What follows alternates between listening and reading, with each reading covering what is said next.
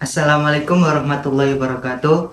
Perkenalkan, nama saya Muhammad Anugrah Ramadan dari kelas manajemen A1 semester 3 Fakultas Bisnis, Hukum, dan Ilmu Sosial Universitas Muhammadiyah Sidoarjo. Saya akan menjelaskan tugas matkul ekonomi manajerial dengan dosen pengampu Bu Herlinda Maya Kumalasari, SEMM. Materi yang akan saya sampaikan dengan judul Sistem Moneter Internasional. Kurs tukar uang suatu negara dipandang dari sisi MNC dapat berpengaruh terhadap posisi persaingan dan resiko atas investasinya. Sistem kurs tukar yang dianut suatu negara dapat berpengaruh terhadap aktivitas bisnis MNC. IMS adalah kerangka kerja kelembagaan di mana pembayaran internasional dibuat, pergerakan modal diakomodasikan, dan kurs di antara mata uang ditentukan. IMS meliputi instrumen, lembaga, kesepakatan yang menghubungkan mata uang, pasar uang, sekuritas, real estate, dan pasar komoditas dunia. Tujuan IMS untuk mendesain kurs tukar mata uang antar negara di dunia stabil. Kurs tukar falas, harga suatu mata uang negara lain yang dinilai dengan mata uang negara tertentu. Standar kurs alternatif.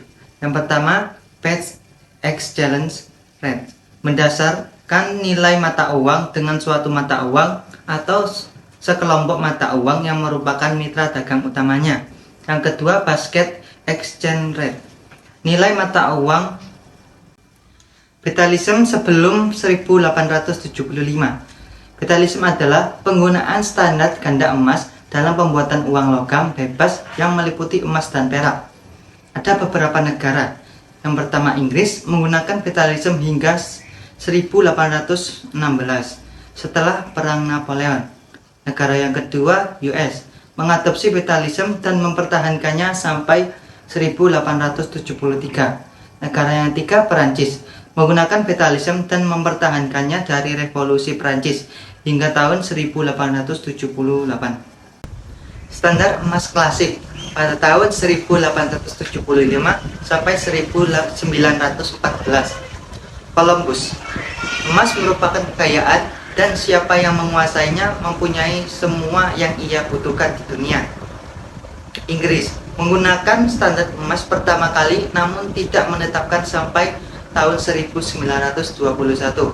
Ketika Welsh Bank Inggris dibuat secara penuh dapat ditembus dengan emas.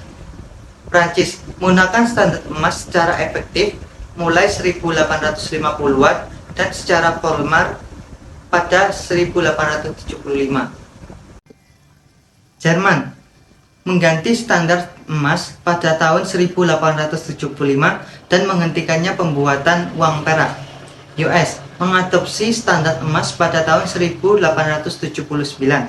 Rusia dan Jepang mengadopsinya pada tahun 1897. Periode selama perang pada tahun 1914 sampai 1920-an. Pada Agustus 1914, standar emas klasik berakhir karena negara-negara utama seperti Inggris, Prancis, Jerman, dan Rusia menghentikan penebusan hasil bank dalam emas dan mengimpor ekspor emas. Setelah Perang Dunia I, beberapa negara menderita hiperinflasi. Kurs tukar mata uang berfluktuasi pada awal 1920-an. Selama periode ini, negara-negara secara luas menggunakan depresiasi yang ganas atau mata uangnya untuk mendapatkan keunggulan dalam pasar ekspor dunia. Sistem Bretton Woods atau SBW. SBW dihasilkan dari pertemuan 44 wakil negara di Bretton Woods pada Juli 1944. Lembaga yang dihasilkan yaitu IMF dan IBRD atau World Bank. Yang keduanya mempunyai tanggung jawab berbeda. SBW berusaha mencegah berlangsungnya nasionalisme ekonomi dengan kebijakan destruktif, kemiskinan negara tetangga, dan mengarah pada kekurangan peraturan-peraturan yang jelas atas ketergantungannya permainan selama perang. Regim kurs tukar fleksibel. Dengan matinya SBY pada Januari 1976, anggota IMF bertemu di Jamaika untuk menyetujui peraturan SIM yang baru. 3 elemen kunci persetujuan Jamaika. Yang pertama, kurs fleksibel dideklarasikan bagi anggota IMF. Yang kedua, emas secara resmi dibebaskan sebagai aset cadangan internasional. Yang ketiga, negara-negara non-pengekspor minyak dan negara kurang berkembang diberi akses lebih besar terhadap dana IMF. Penetapan kurs tukar sekarang. 3 persyaratan mata uang ideal. Yang pertama, stabilitas kurs tukar. Yang kedua, integrasi keuangan penuh. Dan yang ketiga, kebebasan moneter. Mayoritas mata uang di dunia ditambahkan terhadap mata uang tunggal, terutama US, atau sekeranjang mata uang seperti SDR. Rencana kurs tukar sekarang diklasifikasikan oleh IMF.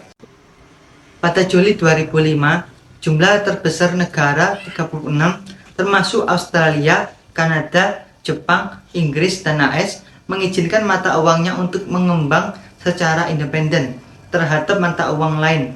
40 negara termasuk Cina, India, Rusia, dan Singapura mengadopsi bentuk sistem mengembang terkendali. 41 negara tidak mempunyai mata uang nasionalnya. 7 negara termasuk Bulgaria, Hong Kong, dan Estonia mempertahankan mata uangnya tetapi secara permanen menetap pada mata uang keras seperti US. Negara-negara sisanya mengkombinasikan regim kurs tukar tetap dan mengembang. Sistem moneter Eropa. Sistem moneter Eropa atau SME awalnya diusulkan oleh Kanselir Jerman dan secara formal diperkenalkan pada Maret 1979. Tujuannya adalah yang pertama, menetapkan zona stabilitas moneter di Eropa. Yang kedua, mengkoordinasi kebijakan-kebijakan kurs tukar terhadap mata uang non-EMS. Yang ketiga, membuka jalan untuk akhirnya menjadi Uni Moneter Eropa. Mata uang Euro pada awalnya melibatkan 11 negara anggota. Menurut perjanjian Maastricht Treaty, peralihan dari mata uang nasional dan ECU ke Euro akan dimulai 1 Januari 1999. Dalam sebuah skenario, mata uang nasional dan euro akan bersama hingga tahun 2002. Dan studi seorang Prancis meramalkan periode transisi yang sangat rumit. Studi itu melihat berbagai masalah bagi banyak perusahaan apabila mereka diminta untuk membayar para pemasok dan euro, sementara pelanggan mereka membayarkan dalam franc. Euro berpengaruh atas dolar AS. Pada saat euro muncul, maka kondisi sama pentingnya dalam sistem moneter dan keuangan internasional seperti dolar AS. Dalam sebuah estimasi, dolar akan menjadi lebih lemah terhadap euro dalam skala global. Akan ada diversifikasi portofolio sekitar $500 miliar sampai 1 triliun miliar dalam euro yang dampaknya akan sangat berarti atas kurs selama periode transisi yang agak panjang. Menurut perjanjian Maastricht Treaty, peralihan dari mata uang nasional dan ECU ke euro akan dimulai 1 Januari 1999. Dalam sebuah skenario, mata uang nasional dan euro akan bersama hingga tahun 2002. Dan studi seorang Prancis meramalkan periode transisi yang sangat rumit. Studi itu melihat berbagai masalah bagi banyak perusahaan apabila mereka diminta untuk membayar para pemasok dan euro, sementara pelanggan mereka membayarkan dalam franc. Nilai tukar. Nilai tukar adalah harga suatu mata uang terhadap mata uang lainnya atau nilai dari suatu mata uang terhadap nilai mata uang lainnya. Kenaikan nilai tukar mata uang dalam negeri disebut apresiasi atas mata uang asing.